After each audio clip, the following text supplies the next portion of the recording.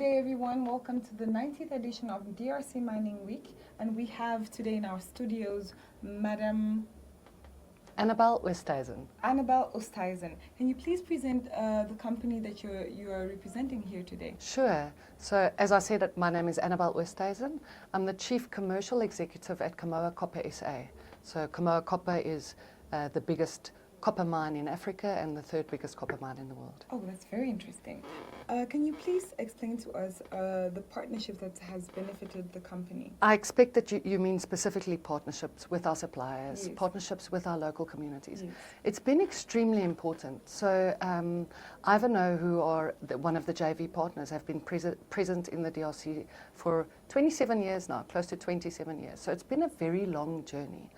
We started construction in 2019 and went into first production in 2021. And it's really been thanks to the successful relationships with our communities, with local subcontractors, with local suppliers, with our employees. So the mine has expanded in a very short space of time. So 2021, first production, 2024, third biggest copper mine in the world, largest copper mine in Africa, certainly the largest copper mine in the DRC. So those relationships have been extremely important, but built up from a grassroots perspective. So there have been years of trust and years of input from Kamoa into our communities, into our employees, into our business partners. And today, we're really seeing the benefit of that. Considering Kamoa's size, those communities, those businesses have grown with us. They've taken that journey with us. I think there are two aspects. The one is really grassroots, the community surrounding the mine, which is extremely important.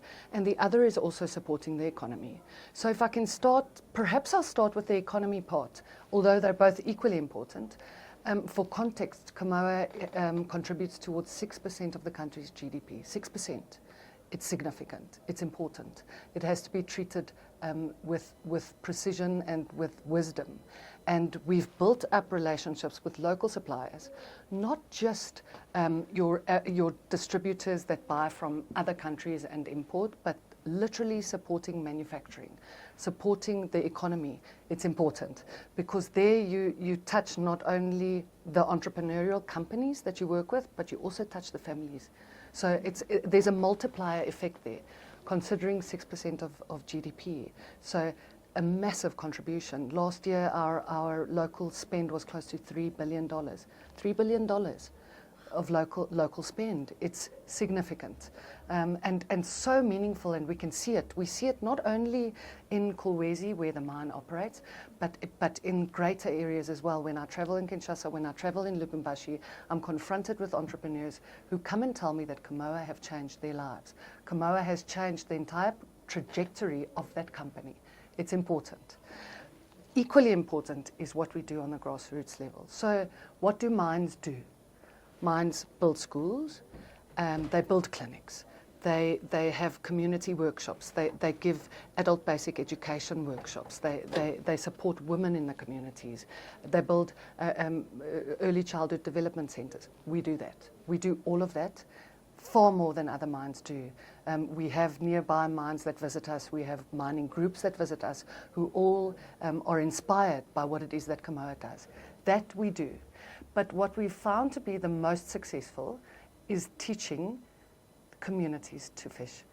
So literally doing, or figuratively, shall I say, the concept of giving them that fishing rod. So, and it's been very successful. So what we've done, and I'll give you some examples.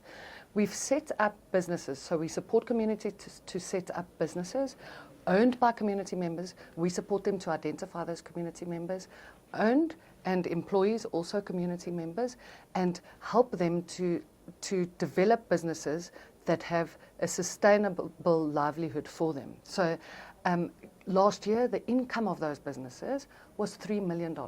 $3 million, think about that, $3 million, 900 employees, community members, employees and owners. So they earn salaries, but they also have ownership. So all the profit is theirs. We have an entire department that supports them with them and sort of handholds them. You should actually go to our stand and meet some of them. They're here. They build bricks. They have large-scale farming projects. They have large-scale fish farming projects. They manufacture PPE, which is the equipment. Yeah. So 900 owners, 50% female. So the impact that you have on the nearby community is just so much more than just the giving, although we do the giving. But it's that true sense of making sure that the community is taken along on the journey with us. And there's so much to talk. I think I could speak for an hour on this. Yes, so Kamoa takes part in the Mining Week every year. I think our presence sort of increases every year.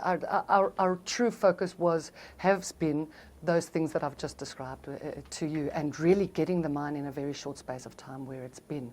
We've been quite inwardly focused when it comes to our production activities, and we've realised over the I would say the last 3 years how important an event like this is.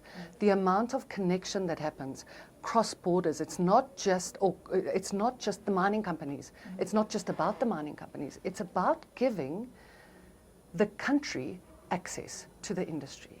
So, and I've seen it. I've been here 3 years in a row, and I've seen it just grow and grow and grow. So this year certainly has been the best for me, and I think every year it will just be better and better and better. But I think there's a true impact from a week like this. Thank you so much, Madame OSTHUIZEN, and we hope to see you next year on the 2025 DRC Mining Week. Thank you.